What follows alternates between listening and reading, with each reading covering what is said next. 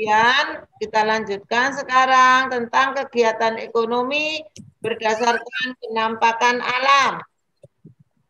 Kegiatan manusia untuk mencukupi kebutuhan sehari-hari itu disebut kegiatan ekonomi.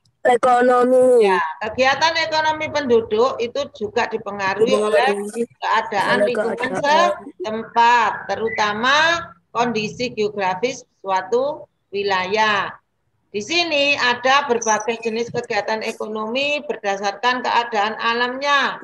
Antara lain, yang pertama, kehidupan sosial budaya penduduk di daerah pantai. Kehidupan penduduk di daerah pantai itu sebagian besar mata pencahariannya apa, anak-anak, kalau di wilayah pantai? Nelayan.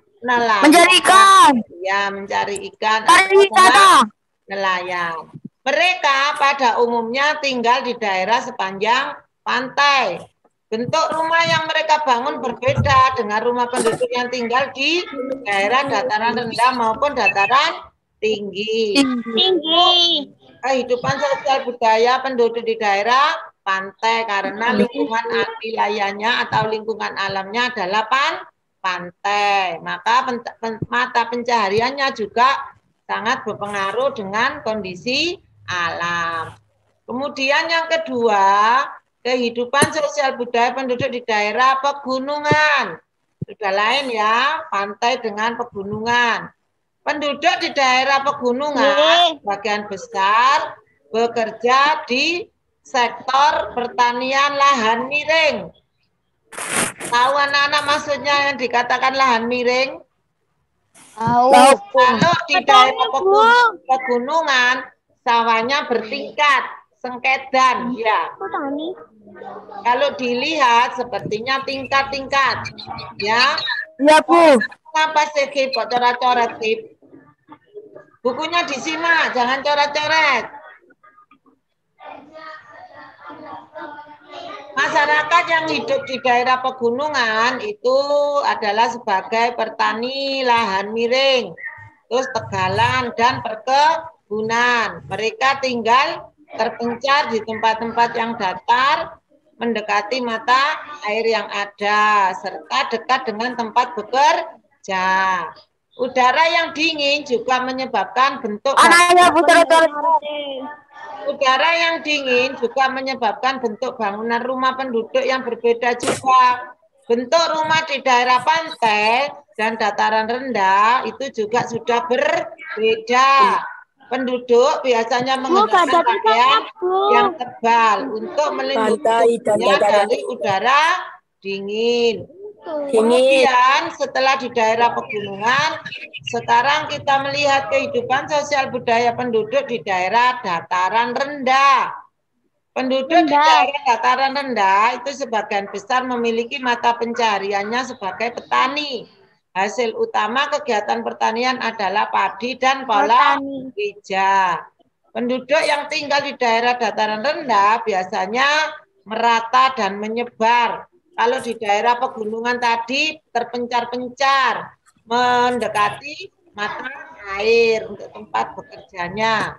Tapi kalau di dataran rendah merata. Akibatnya sarana dan prasarana juga mudah dibangun, sananya subur, mempunyai cadangan air yang cukup. Ya, semua itu mendukung pertumbuhan daerah dataran rendah menjadi sebuah kota. Ya, selain itu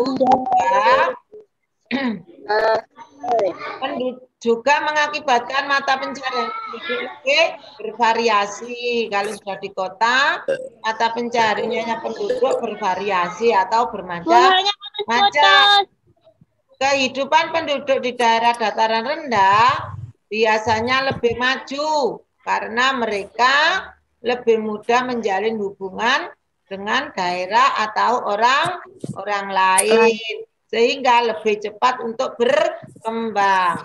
Misalnya kalau anak-anak mengadakan interaksi, orang yang tinggal di daerah pegunungan dengan orang yang tinggal di daerah dataran rendah, lebih sulit mana kira-kira?